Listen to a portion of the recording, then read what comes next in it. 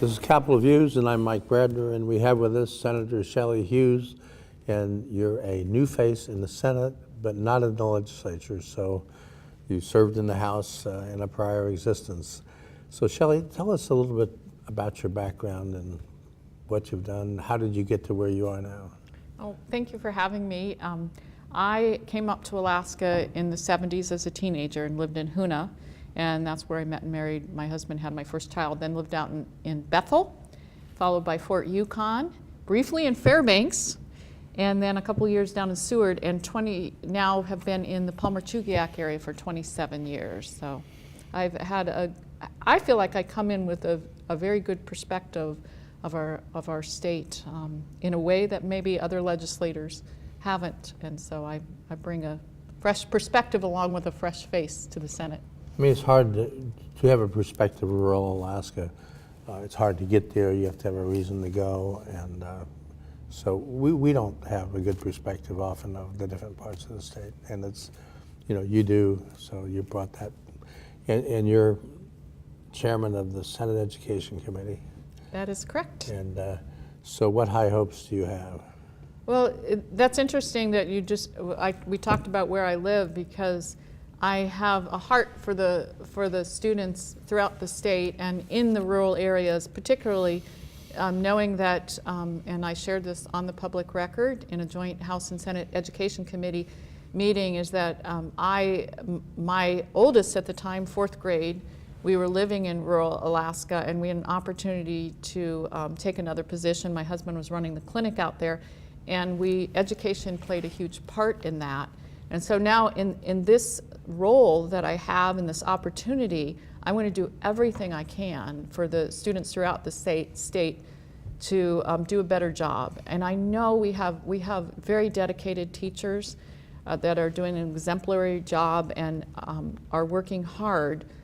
But I believe, just based on what I'm learning now as education chair, the graduation rates, the math and reading scores, we could do better. And so that's my focus. And I'll mention right along with that, I've looked at some of the work that Commonwealth North has done, and overall spending to education does not improve, it doesn't correlate with academic improvement. However, the classroom dollars do, and so I'm going to be working hard to see what we can do to preserve that. But at the same time, administration cost, the cost of health care, those are the kind of things I believe that we need to address, and also looking at coming into the 21st century with technology. I believe that we can forge a new path. You think of the clinic model with the health aides that we have, and we really forged a new way. And so I want to begin to have the conversation with the communities, with the educators, what I'm calling consumers of education, the students, the families, the community leaders, the employers, the tribal organizations. How can we better serve these students and improve what we're doing for the best opportunity for them for the future? My kids went to public school in all those different communities. Well, not Hoonah, they were too little then. And I was raised in public school. I have a great appreciation for homeschool charter. I actually did a little homeschooling. I have great admiration for homeschool parents. It's the category of a nurse or a firefighter. They're saints, homeschool parents.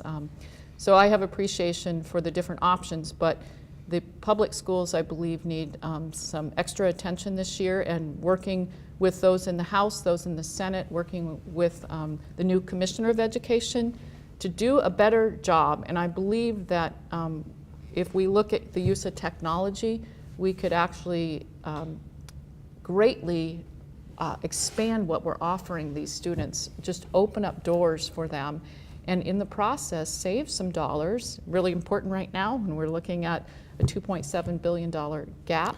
But that'll probably require, you have to spend a little money to save some money to spread broadband and other things. Right, and we've begun to look at that, and we're going to continue to assess where we are right now, what it would take to get there. But there seems to be a lot of interest to work together, and so I'm hoping we can move towards a better model for our student, and more efficiency in administration. We have 53 school districts plus Mount Edgecombe We have to look at how we can function as far as administratively more efficiently and dare I say streamlined. And I don't want to make people nervous, but it's about our students. And we don't have an extra bucket of money anywhere right now to pour into the classroom. We have to work to keep that intact. But if we can trim down those administrative costs, we need to do it. And so working together with those in the legislature, forging a new path. And you represent the Matsu School District. It's, you know, you're only part of it, but still, you know, you need to remind people that, I mean, this district has all kinds of different schools and circumstances in it. You have very small schools, remote schools, you have probably more people who homeschool because of isolation. And also the Anchorage School District is in my district. So yeah, we're going to move forward and work with the rural legislators, with the urban legislators in both bodies, Republican, Democrat, see what we can get done for the students. Shelley, we're out of time. And Amazing. It's been a pleasure to have you. This has been Capital Views. I'm Mike Bradner, and we've been talking to Senator Shelley Hughes, the chair of the Senate Education Committee. So thank you for being here. And thank you for having me, Mike.